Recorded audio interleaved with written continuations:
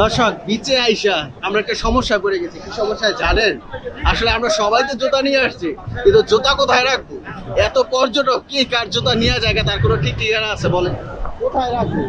আসলে ওইখানে যে আপনারা ছাতা বাড়ানি ওইখানে রাখবো, কে দেখবে? এই কোথায় ছাতা আর কোথায় হলো সি বিচ?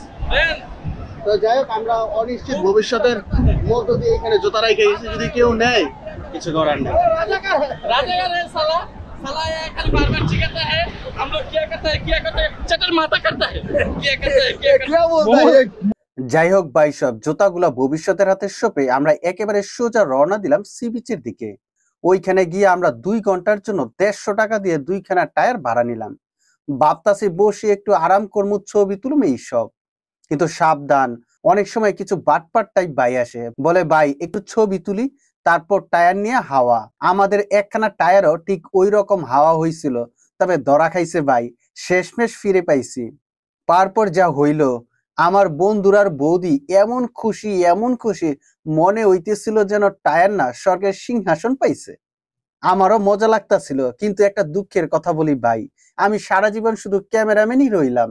ছবি তোলায় আমার জীবনটাই ফ্রেমে আটকে গেল। শেষে অবশ্য এক ভাই আমার মোবাইলটা ধরছিল, তখন আমি পানিতে খার লোভ সামলাইতে পারি নাই, সোজা সাগরের পানিতে ঢুকিয়া গেছি। ওমা জব্বর মজা, পানি যেন আল্লাহর পক্ষ থেকে পুরা গিফট। সাগরের পানিতে চাপাচাপি শেষ কইরা আমরা আবার হোটেলের দিকে রওনা দিলাম। হোটেলের রাস্তার ধারে এমন বড় বড় ঘোড়া, ওরে ভাই ঘোড়া না, মনে হইতেছিল জিন থেকে রাইতে আইছে। ম্যাচোম্যান টাইপ ঘোড়া। কক্সবাজার আইলে আপনিও চাইলে ঘোড়ায় চড়ে রাজকুমার হইতে পারেন। তো ভাই সব, এই ভিডিও এই পর্যন্তই। আশা করি আপনাদের ভালো লাগছে।